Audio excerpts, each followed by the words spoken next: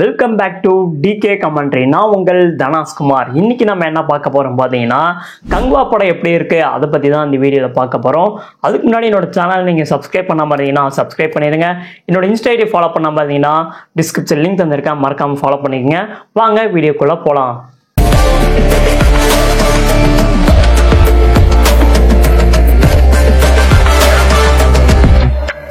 இந்த கங்குவா படத்துக்கு பயங்கர எதிர்பார்ப்பு இருந்திருக்கு. எதனாலனா சூர்யாவோட படம் ரிலீஸ் ஆகி 2 வருஷம் ஆயிடுச்சு. கடைசியா அவர் விக்ரம் படத்துல ரோலக்ஸ் கேரக்டர்லாம் நடிச்சிருப்பாரு. அதுக்கப்புறம் அவர் படமே ரிலீஸ் ஆகல. அதனால இந்த கங்குவா படத்துக்கு எல்லாருமே பயங்கரமா வெயிட் பண்ணிட்டு இருந்தாங்க. அந்த 2 வருஷம் வெயிட் பண்ணோம்ல, அதுக்கு இந்த கங்குவா படம் ஒருத்தா இல்லையா அப்படின்னு பார்க்கலாம். இந்த படத்தோட ஸ்டோரி என்னன்னா, ரஷ்யாவில் ரீசர்ச் சென்டர்ல இருந்து ஒரு பையன் தப்பிச்சு இந்தியாவில் கோவா இடத்துக்கு வந்துடுறான். கோவாவில் தான் நம்ம சூர்யாவும் இருக்காப்ல, பிரான்சிஸ் சூர்யா. அவர் என்ன பண்ணிட்டு இருக்காருன்னா, போலீஸ் பிடிக்க முடியாத அக்யூஸ்டெல்லாம் இவர் பிடிச்சி தந்து போலீஸ் கிட்ட இருந்து ரிவார்டு வாங்கிட்டு இருக்காப்ல. அந்த மாதிரியான ஒரு வேலை பார்த்துட்டு இருக்காப்ல. இந்த பையனுக்கு ஏற்கனவே சூர்யாவரை பற்றி தெரிஞ்சிருக்கு. ஆனால் சூர்யாவருக்கு இந்த பையனை பற்றி தெரியவே இல்லை. கடைசியில் இவங்க 2 பேர்த்துக்கும் என்ன தொடர்பு, சூர்யா யாரு, இந்த பையன் யாரு, அந்த பையன் இந்த சூர்யா கிட்ட என்ன சொல்ல வரான் அப்படிங்கிறது தான் இந்த படத்தோட ஸ்டோரி. இந்த கங்குவா படத்தில் சூர்யா அவரோட நடிப்பு சூப்பராக இருக்குது. 2 வருஷம் உழைப்பு இந்த படத்தில் போட்டிருக்காரு. அது இந்த படம் பார்க்கும்போதே தெரிஞ்சுது. கங்குவா கேரக்டரில் அவர் பேசுகிற டைலாக்லாம் கேட்கும்போது பயங்கர கூஸ்பம்ஸாக இருந்தது.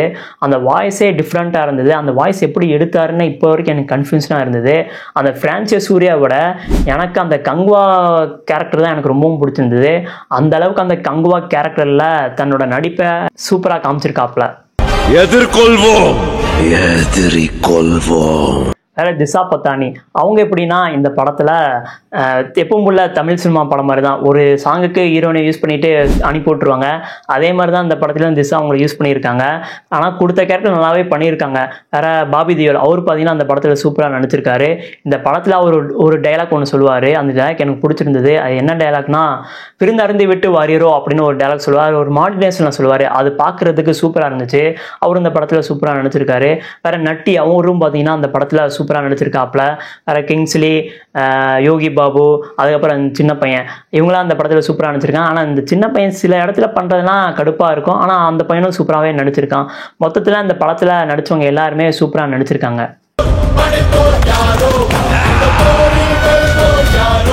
அடுத்து நம்ம என்ன பார்க்க போறோம்னா, இந்த படத்துல இருக்கிற பாசிட்டிவ் நெகட்டிவ் பத்தி தான் பார்க்க போறோம்.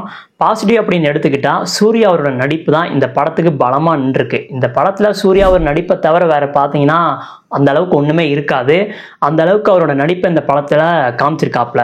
வேற இன்னொன்று, இந்த படம் வந்து எங்களா டவுன் ஆகுதோ டிஎஸ்பி அவரோட மியூசிக் தான் தூக்கி நிப்பாட்டுது.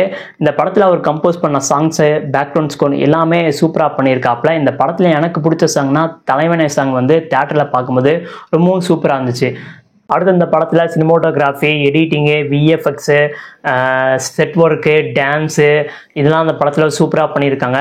நான் இந்த படத்தை பார்க்க போகும்போது இந்த படத்தில் விஎஃப்எக்ஸ் சரி இருக்காதோ அப்படின்னு நினச்சி தான் போனேன். ஆனால் படம் பார்க்கும்போது அப்படிலாம் எனக்கு ஒன்றுமே தெரியல.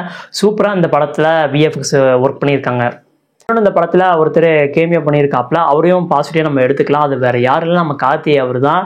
கடைசியில் அவரை தான் காமிக்கிறாங்க. அவர் தான் செகண்ட் படக்கு லீடாக இருக்க போகிறாரு. அவரோட கேரக்டர் ஒரு டிஃப்ரெண்ட்டாக காமிச்சிருக்காங்க. அந்த கேரக்டர் பார்க்கும்போது பாகுபலி படத்தில் பார்ட் 1ல் பார்த்தீங்கன்னா அந்த இஸ்தா பிஸ்தா அப்படின்னு பேசுவார்ல, அவர் மாதிரியான ஒரு கெட்டப்பில் வராப்புல. 5 நிமிஷம் வந்தாலும் சூப்பராகவே இந்த படத்தில் நடிச்சிருக்காரு. இதெல்லாம் எனக்கு இந்த படத்தில் பாசிட்டிவாக இருக்குது. நெகட்டிவ் அப்படின்னு இந்த படத்தில் பார்த்தா, ஸ்டோரி அந்த அளவுக்கு இந்த படத்தில் இல்லை.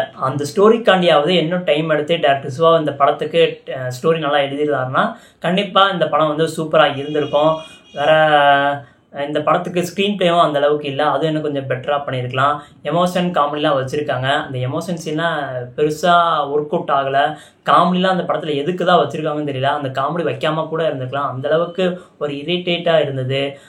வேற இந்த படத்தில் பவர்ஃபுல்லாகவும் இல்லைனா பாபிஜில் அவரை காமிச்சிருக்காங்க. அவரோட கேரக்டர் இன்னும் நல்லா காமிச்சிருக்கலாம், இன்னும் பவர்ஃபுல்லாக காமிச்சிருக்கலாம். அடுத்து என்னென்னா, கரண்ட் போர்ஷனை வந்து இன்னும் டீட்டெயிலாக காமிச்சிருக்கலாம். அந்தளவுக்கு எனக்கு கரண்ட் போர்ஷன் அந்தளவுக்குலாம் பெருசாக எனக்கு ஒன்றுமே தெரியல. எனக்கு அந்தளவுக்கு பிடிக்கல. பேசாமல் அந்த கரண்ட் போர்ஷன் வைக்காமல் அந்த கங்குவா போர்ஷன்லேயே நடக்கிற மாதிரியான ஸ்டோரியாக வச்சுருந்தா கூட இந்த படம் வந்து இன்னும் சூப்பராக இருந்திருக்கும். வேற இந்த படத்தில் மியூசிக் நல்லா இருந்தது, சில இடத்துல கூஸ்பம்ஸாக இருந்தது, இருந்தாலும் கொஞ்சம் சத்தம் அதிகமாக இருந்தனால இறைய மாதிரி இருந்தது. அதை இன்னும் கொஞ்சம் நல்லா பண்ணியிருக்கலாம். இதெல்லாம் இந்த படத்தில் சூப்பராக பண்ணியிருந்தாங்கன்னா கண்டிப்பாக அந்த படம் நின்று பேசியிருக்கும்.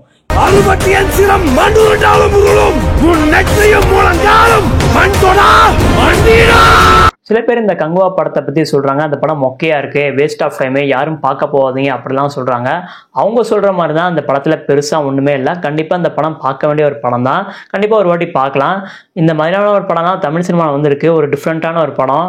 அப்படி இருக்கும்போது இந்த படத்தை நம்ம கொண்டாடணும் தவிர நம்ம இந்த படத்தை ஏன்டா எடுத்தீங்க அப்படிலாம் சொல்லக்கூடாது. ஏன்னா இந்த மாதிரியான ஒரு படத்தை இனிமேல் தமிழ் சினிமாவில் பார்ப்போமா அப்படின்னே டவுட்டாக தான் இருக்குது. அப்படி இருக்கும்போது இந்த படத்தை ஏன்டா எடுத்தீங்க, ஏன்டா எங்கள் டைமை வேஸ்ட் ஆக்குறீங்க அப்படிலாம் கேட்காதீங்க, சரிங்களா?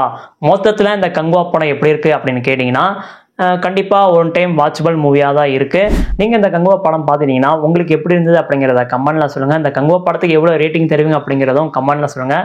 இந்த வீடியோ பிடிச்சா லைக் பண்ணுங்கள், ஷேர் பண்ணுங்கள், மறக்காமல் சப்ஸ்கிரைப் பண்ணுங்கள். இதே மாதிரி நெக்ஸ்ட் வீடியோவில் பார்க்கலாம். Tata, bye bye.